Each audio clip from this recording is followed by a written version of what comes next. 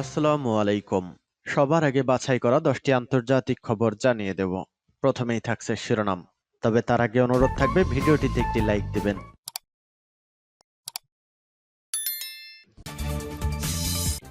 জন্য কাতার যাচ্ছে ইসরায়েলি প্রতিনিধি দল। এরপর জানিয়ে দেব, এটা যুদ্ধ নয়, গণহত্যা। গাজা প্রসঙ্গে ব্রাজিলের প্রেসিডেন্ট লুলা। এরপর জানিয়ে দেব, জাতিসংঘ ও পশ্চিমা দেশগুলোকে এক হাত দিলেন এরদোগান। এরপর জানিয়ে দিব, ইউক্রেনকে 31 কোটি 10 লাখ ডলারের সাহায্য দিচ্ছে যুক্তরাজ্য। এবং সর্বশেষ জানিয়ে দিব, ইসরায়েলকে অস্ত্র সরবরাহ বন্ধের আহ্বান জাতিসংঘের বিশেষজ্ঞদের। শুনছিলেন সংবাদ শিরোনাম, এখন বিস্তারিত। জন্য কাতার যাচ্ছে ইসরায়েলি প্রতিনিধি দল। গাজায় যুদ্ধবিরতি ও জিম্মিদের ফেরানোর বিষয়ে আলোচনা চলছে। এই আলোচনায় যোগ দিতে শিগগিরই কাতার যাচ্ছে ইসরায়েলি প্রতিনিধি দল। রোববার 25 ফেব্রুয়ারি আল জাজিরা এক প্রতিবেদনে তথ্য জানানো হয়েছে। গত সপ্তাহে ফ্রান্সের রাজধানী প্যারিসে আলোচনা শুরু হয়েছে। এতে ইসরায়েলি গোয়েন্দা সংস্থা মোসাদের এবং দেশীয় নিরাপত্তা সেবা সংস্থা শিনবেতের প্রধানরা উপস্থিত ছিলেন। কাতার, মিশর ও যুক্তরাষ্ট্রের মধ্যস্থতায় এই আলোচনা অনুষ্ঠিত হয়েছে। ইসরায়েলের জাতীয় নিরাপত্তা উপদেষ্টা জাচি হানিবি গতকাল এক টেলিভিশন সাক্ষাৎকারে বলেন, তাদের প্রতিনিধি দল প্যারিস থেকে ফিরে এসেছে। সমঝোতার দিকে অগ্রসর হওয়ার সুযোগ আছে বলেও আশাবাদ ব্যক্ত করেন তিনি। প্যারিসের আলোচনার অগ্রগতি ফলপ্রসূ করতে তাদের মন্ত্রিসভার সঙ্গে কথা বলতে বলা হয়েছিল বলেও জানান তিনি। ইসরায়েলি গণমাধ্যম জানায়, মন্ত্রিসভার সঙ্গে আলোচকদের বৈঠক শেষ হয়েছে। আলোচনা অব্যাহত রাখতে কাতারে প্রতিনিধি দল পাঠাতে সম্মত হয়েছে মন্ত্রিসভা। এই আলোচনায় জিম্মিদের ফেরানো ও কয়েক সপ্তাহব্যাপী যুদ্ধবিরতির বিষয়ে অন্তর্ভুক্ত রয়েছে। আটক থাকা ইসরায়েলি জিম্মিদের ফেরাতে দেশটির প্রধানমন্ত্রী বেনিয়ামিন নেতানিয়াহুর সরকারের উপর চাপ ক্রমাগত বেড়ে চলেছে। এমনকি গতকাল এ নিয়ে দ্রুত পদক্ষেপের জন্য ইসরায়েলে হাজারো মানুষ বিক্ষোভ করেছে। গত 7 অক্টোবর থেকে গাজায় হামলা চালিয়ে আসছে ইসরায়েল। দেশটির সেনাদের অব্যাহত হামলায় 29,500-এরও বেশি ফিলিস্তিনি নিহত হয়েছেন। অন্যদিকে ইসরায়েলে হামাসের পাল্টা হামলায় 1,200 লোক নিহত হয়েছে। এছাড়া এ হামলা চলাকালে প্রায় 250 জনকে জিম্মি করে হামাস। এর মধ্যে গত নভেম্বরের শেষ দিকে এক সপ্তাহের যুদ্ধবিরতিতে শতাধিক জিম্মিকে মুক্তি দেয় গোষ্ঠীটি। ইসরায়েলের দাবি, গাজায় এখনো প্রায় 130 জন জিম্মি রয়েছে। তাদের মধ্যে অন্তত 30 জন নিহত হয়েছেন বলে ধারণা করা হয়। এটা নয়, গণহত্যা। গাজা প্রসঙ্গে ব্রাজিলের প্রেসিডেন্ট লুলা।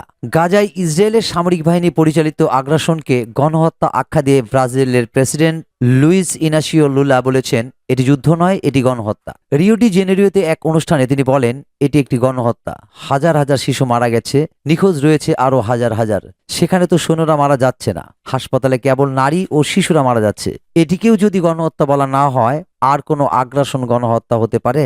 আমি জানি না। এ সময় তিনি একটি মুক্ত ও সার্বভৌম ফিলিস্তিনি রাষ্ট্র প্রতিষ্ঠার আহ্বান জানান। জাতিসংঘের নিরাপত্তা পরিষদ সম্পর্কে তিনি বলেন, জাতিসংঘ শান্তি প্রতিষ্ঠায় কোনো ভূমিকা রাখতে পারে না, তারা কোনো সিদ্ধান্ত নিতে পারে না, তারা এখন কোনো কিছুই প্রতিনিধিত্ব করে না। লোলা বলেন, আজ বিশ্বে কেবল ভণ্ডামি চলে, রাজনীতি হয় খুব কম। গাজায় যা ঘটছে তা আমরা মেনে নিতে পারি না। ইউক্রেনের যুদ্ধকেও আমরা মেনে নিতে পারি না। এ সময় ভেটোর ক্ষমতাসম্পন্ন দেশগুলো গণতান্ত্রিকভাবে কাজ করছে না বলেও তিনি অভিযোগ করেন। তিনি আরো বলেন, চলমান গাজা যুদ্ধে প্রায় 30,000 ফিলিস্তিনি নিহত হয়েছে, তাদের অধিকাংশই নারী ও শিশু। আসলে গাজায় কি ঘটছে তা বোঝা মানুষের পক্ষে সম্ভব নয়। সূত্র ডেইলি সাবাহ।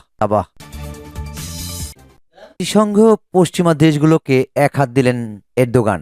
ইসরায়েল অবিরাম হামলা চালিয়ে যাচ্ছে ফিলিস্তিনের অবরুদ্ধ গাজা ভূখণ্ডে।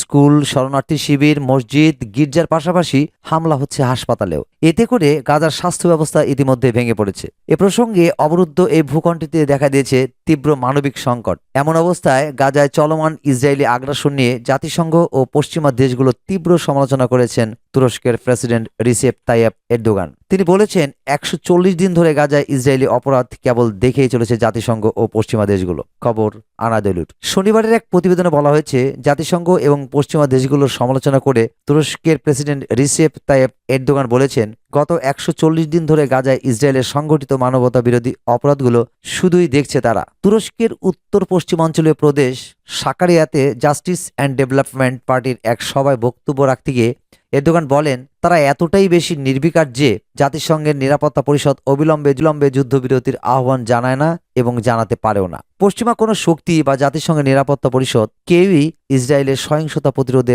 কার্যকর প্রচেষ্টা চালায়নি বলেও জোর দিয়ে বলেন প্রেসিডেন্ট এরদোগান। উল্লেখ্য, গত 7 অক্টোবর হামাসের নজিরবিহীন আন্তঃসীমান্ত হামলার পর থেকে ইসরায়েল গাজা উপত্যকায় অবিরাম বিমান ও স্থল হামলা চালিয়ে যাচ্ছে। ইসরায়েলি এই হামলায় হাসপাতাল, স্কুল, শরণার্থী শিবির, মসজিদ, গির্জাসহ হাজার হাজার ভবন ক্ষতিগ্রস্ত বা ধ্বংস হয়ে গেছে। ফিলিস্তিনের গাজা ভূখণ্ডের স্বাস্থ্য মন্ত্রণালয় জানিয়েছে, গাজায় ইসরায়েলের আক্রমণের ফলে এখন পর্যন্ত 29,000-এরও বেশি মানুষ নিহত হয়েছে, যাদের বেশিরভাগই নারী ও শিশু। এছাড়া আহত হয়েছেন আরও প্রায় 70,000 মানুষ। ইউকে 31 কোটি 10 লাখ ডলারের সাহায্য দিচ্ছে যুক্তরাজ্য।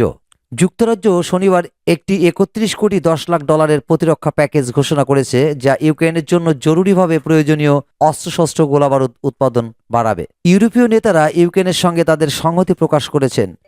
জার্মান চ্যান্সেলর ওলাফ শলজ বলেন, রাশিয়া শুধু ইউক্রেনের হামলাই করছে না, তারা ইউরোপের শান্তিও ধ্বংস করছে। তিনি বলেন, জার্মানি তার সেনাবাহিনী এবং গোলাবারুদ উৎপাদনে বিনিয়োগ অব্যাহত রাখবে। ন্যাটো প্রধান জেন্স স্টলটেনবার্গ শনিবার ইউক্রেন এবং তার মিত্রদের সাহস বজায় রাখার আহ্বান জানিয়েছেন, যদিও রাশিয়ার রক্তাক্ত আক্রমণ 3য় বছরেও অব্যাহত রয়েছে। তিনি একটি বার্তায় বলেছেন, যুদ্ধক্ষেত্রে পরিস্থিতি অত্যন্ত গুরুতর। ইউক্রেনে আধিপত্য বিস্তার নিয়ে প্রেসিডেন্ট পুতিনের লক্ষ্য বদল হয়নি। শান্তির জন্য প্রস্তুতি নেওয়ার কোনো ইঙ্গিত মেলেনি। ইতালির প্রধানমন্ত্রী জর্জা মেলোনি এবং কানাডার প্রধানমন্ত্রী জাস্টিন ট্রুডো তাদের সংক্ষিপ্ত সফরে জেলেনস্কির সঙ্গে বিলিয়ন মূল্যের নিরাপত্তা চুক্তিতে স্বাক্ষর করবেন বলে আশা করা হচ্ছে, যেমনটি জার্মানি এবং ফ্রান্স ইতিমধ্যেই করেছে। ইউক্রেনের প্রেসিডেন্ট ভলোদিমির জেলেনস্কি জোর দিয়ে বলেছেন, এই মার্কিন সহায়তা প্যাকেজ রুশ আক্রমণের বিরুদ্ধে তার দেশের প্রতিরক্ষার জন্য অত্যন্ত তাৎপর্যপূর্ণ। সূত্র রয়টার্স।